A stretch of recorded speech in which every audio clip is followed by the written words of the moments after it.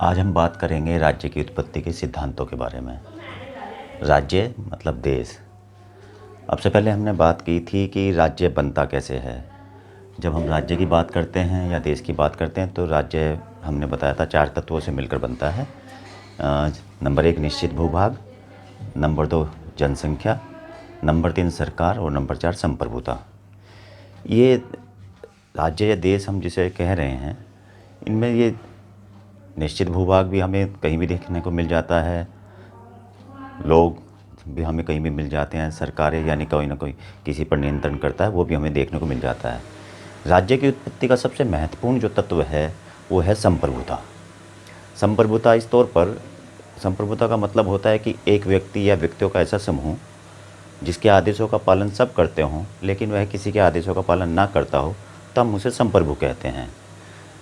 आप सबको ध्यान होगा कि अंग्रेज़ों के खिलाफ़ लंबी लड़ाई हमारी चली थी। तो अंग्रेज़ों के खिलाफ़ जो लड़ाई थी वो इसी चीज़ को लेकर थी कि संप्रभुता हमारे पास हो, क्योंकि ताकि हम अपने लिए अपने स्वयं पर कानून बना सकें। आज हम बात करें तो राज्य, भारत एक राज्य है, देश है जो संप्रभु देश है, और भारत की संप्रभुता जो है वो उसके संविधान में वास करती है, और संविधान को यह शक्ति जो है वो जनता से प्राप्त करती है। तो जनता यानी कि अंतिम तौर पर हम कहें तो शक्ति कहाँ है, वो संप्रभुता कहाँ है, वो जनता में है। तो जो राज्य है, राज्य की उत्पत्ति हुई कैसे, ये देश बने कैसे, जब हम इसकी बात करते हैं तो अनेकों विद्वानों ने इस पर जब मंथन किया तो कुछ सिद्धांत निकल के आए। सबसे पहले जो आता है वो है देवीय सिद्धांत। कुछ लोगों का, कुछ विद्वानों का मानना था कि राज्य जो है वो किसी देवीय शक्ति से उत्पन्न हुआ है। राज्य को किसी देवता ने बनाया है और उसने अपने पुत्र के रूप में राजा को भेजा है कि जाओ तुम शासन करो, और राजा जो बात कहता था वही कानून हुआ करते थे।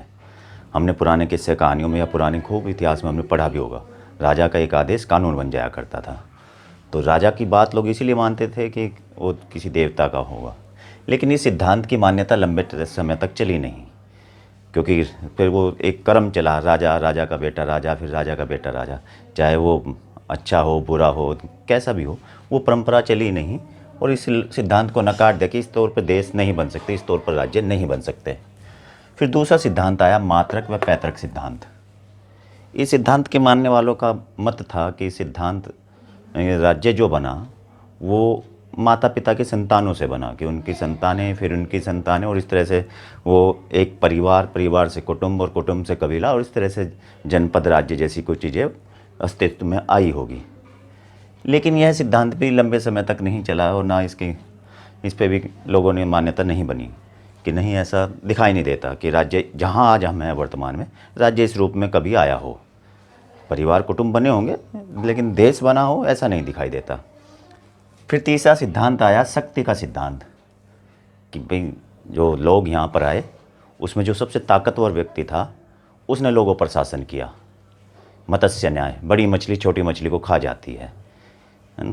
कि मत्स्य न्याय जैसे, यानी शक्ति का सिद्धांत लोगों ने माना। लेकिन ये सिद्धांत भी एक लंबे समय तक नहीं चल पाया, क्योंकि बड़ी मछली छोटी मछली को खा जरूर जाती है, लेकिन जब छोटी मछलियाँ इकट्ठा होती हैं तो बड़ी मछली का क्या हाल होता है, वो हमने बहुत सारी क्रांतियाँ, बहुत सारी इतिहास में ऐसी क्रांतियाँ हुई हैं जनता की, जिन्होंने बड़े बड़े साम्राज्य को खड़ा है। तो ये सिद्धांत भी कहीं मान्यता नहीं मिलती इसे भी। चौथा सिद्धांत है सामाजिक समझौते का सिद्धांत। ये सिद्धांत अक्सर एग्जाम में बहुत आता है, परीक्षा में बहुत आता है, सामाजिक समझौते के सिद्धांत की व्याख्या कीजिए। और इस सिद्धांत की मान्यता भी कुछ लंबे समय तक रही है।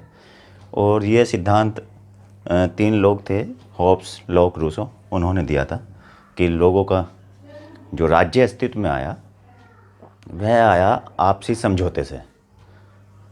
लोगों के बीच में समझौता हुआ, लोगों ने कहा कि नहीं चलो मिलकर रहते हैं, और समझौता किस तौर पे हुआ कि उनके अलग अलग कंडीशन तीनों लोग बताते हैं, होप्स अलग बताते हैं, लोग अलग बताते हैं, रूसो अलग बताते हैं, कि जब देश नहीं थे, जब राज्य नहीं थे, तो उससे पहले की स्थिति को वो कहते हैं कि प्राकृतिक अवस्था थी। वो जो अवस्था थी उसे उन्होंने प्राकृतिक अवस्था कहा। और ये तीनों अलग अलग मान्यताएं हैं तीनों की। उन्होंने कहा प्राकृतिक अवस्था में लोग रह रहे थे, खुशी से रह रहे थे, लोगों को लगा कि खुशी बरकरार रहे, चलो समझौता करते हैं, और समझौते के बाद राज्य की उत्पत्ति। किसी ने कहा कि नहीं, प्राकृतिक अवस्था में जो लोग रह रहे थे वो आपस में कलह या झगड़े शुरू हुए तो उस झगड़ों से निजात पाने के लिए लोगों ने समझौता किया होगा। तो सामाजिक समझौता सिद्धांत का मतलब है कि समाज ने मिलकर एक समझौता किया और समझौते के बाद में राज्य की उत्पत्ति हुई। रूसो कहते हैं कि नहीं, वो सामान्य इच्छा से राज्य की समझौता हुआ और समझौते के बाद में जो सामान्य इच्छा से राज्य की उत्पत्ति हुई। लेकिन यह सिद्धांत भी आज वर्तमान में हम जब बात करते हैं, इससे हमें लगता नहीं कि समझौते के द्वारा किसी राज्य की उत्पत्ति हुई हो। आज वर्तमान में हम जिस सिद्धांत को मान्यता देते हैं वह है विकासवादी व ऐतिहासिक सिद्धांत। राज्य जो है वह स्वतः एक निरंतर क्रम में, परिवर्तनशील क्रम में, विकासशील क्रम में एक ऐतिहासिक घटना है। उस तौर पर राज्य की उत्पत्ति हुई है। तो राज्य के मूलतः हमने 5 सिद्धांत हैं। राज्य यानी कि देश, जो हमने बताया वो 4 तत्वों से मिलकर बनता है। निश्चित भूभाग चाहिए, निश्चित जनसंख्या और सरकार और संप्रभुता। ये 4 तत्व जहाँ मिलेंगे उसे हम देश की संज्ञा दे सकते हैं। राज्य से मतलब हमारा ये उत्तर प्रदेश या उत्तराखंड ये इससे नहीं है, ये प्रदेश हैं, राज्य के अंग हैं। जब भी हम राज्य की, अक्सर क्वेश्चन आता भी है कई सारे परीक्षाओं में कि नीचे उदाहरण दे दिए जाते हैं कि उत्तर प्रदेश, उत्तराखंड, भारत और इनमें से राज्य कौन सा है, तो हम गलती कर जाते हैं कि उत्तर प्रदेश या कोई राज्य है। राज्य का मतलब जब भी कहीं आप राज्य पढ़ें तो उसका मतलब देश होता है, क्योंकि राज्य के में जो संप्रभुता होनी आवश्यक है।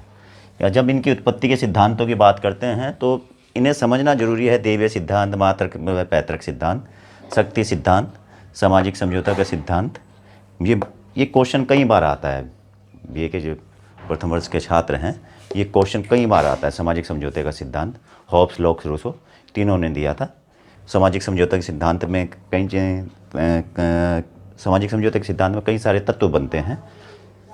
प्राकृतिक अवस्था पहला एक हेडिंग बनता है कि जब राज्य नहीं थे तो उससे पहले की स्थिति क्या थी, उसे हमने प्राकृतिक अवस्था कहा है।